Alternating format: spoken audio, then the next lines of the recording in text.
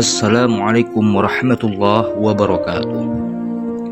Kembali lagi di kisah Islami.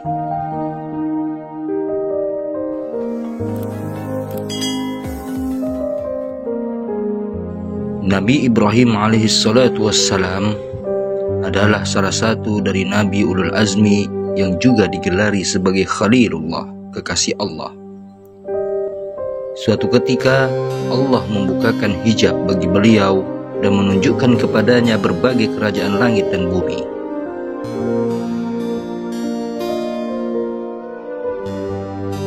Beliau sangat kagum melihat pemandangan di mana semua makhluk Allah dari berbagai lapisan langit sibuk berzikir, bertasbih, dan beribadah kepada Allah dengan caranya masing-masing. Begitu juga dengan makhluk-makhluk di bumi.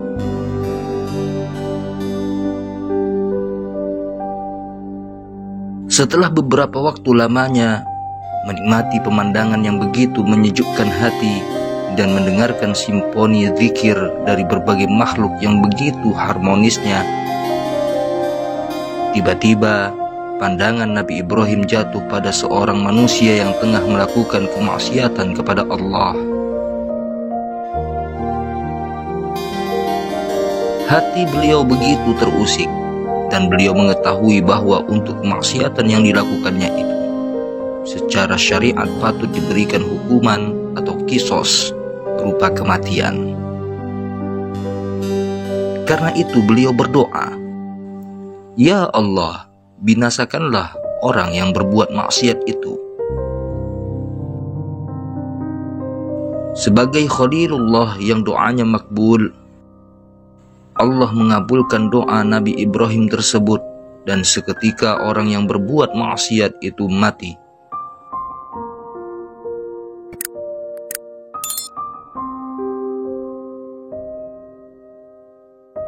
Nabi Ibrahim masih meneruskan penjelajahannya ke penjuru bumi lainnya, dan lagi-lagi beliau melihat seseorang yang berbuat maksiat.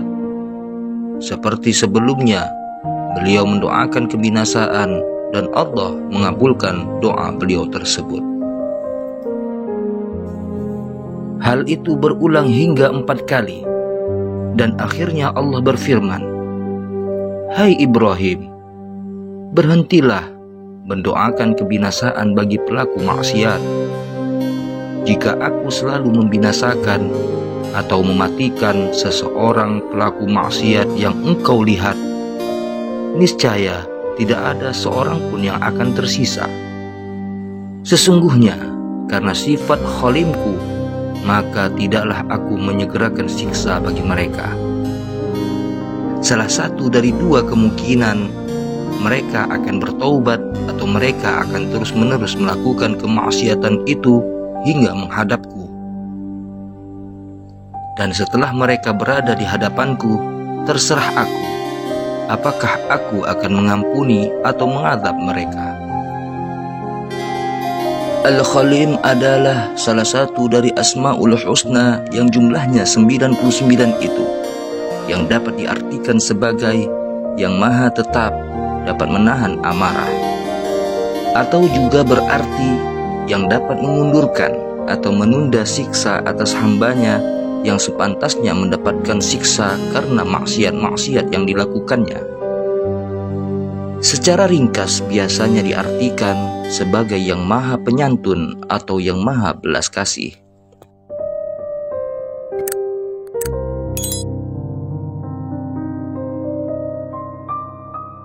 Junjungan kita Rasulullah Shallallahu Alaihi Wasallam juga pernah mengalami hal yang kurang lebih sama, walaupun kondisinya berbeda. Ketika masih melaksanakan dakwah Islamiyah di Makkah, beliau dan kaum muslimin lainnya pernah mengalami siksaan dan penghinaan yang tidak terkirakan dari tokoh-tokoh kaum kafir Quraisy, sehingga beliau menadahkan tangan memohon kepada Allah agar melaknat dan menimpakan azab setidaknya kepada 3 orang tokoh Quraisy, yakni Harith bin Hisham, Suhail bin Amr, dan Sofwan bin Umayyah atau Amr bin As dalam riwayat yang lain. Bukannya mendapat pengabulan, tetapi justru turun wahyu Allah yang menegur Rasulullah SAW karena doa beliau tersebut, yakni Quran Surat Ali Imran ayat nomor 128.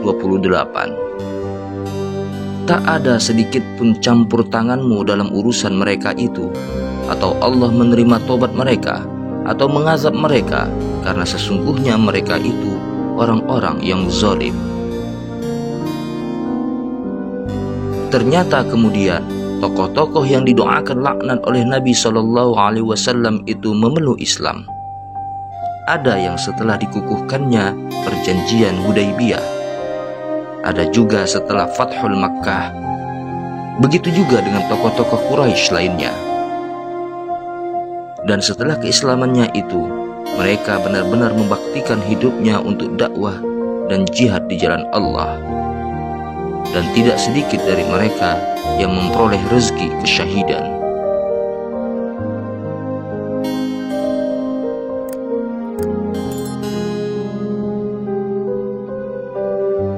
Peristiwa yang kurang lebih sama juga terjadi pada Nabi SAW saat perang Uhud dan peristiwa Bi'ir Ma'unah. Karena itu, ada sebagian ulama yang memfatwakan larangan atau bahkan mengharamkan kita untuk melaknat atau mengkafirkan seseorang yang berbuat zalim kepada kita, sekalipun orang itu benar-benar kafir atau musyrik, kecuali jika orang tersebut telah mati dalam kemusyrikannya, seperti halnya Abu Jahal, Abu Lahab, dan lain-lainnya. Bisa jadi Allah akan memberikan hidayahnya dan mereka akan memeluk Islam sebelum maut menjemputnya. Wallahu a'lam.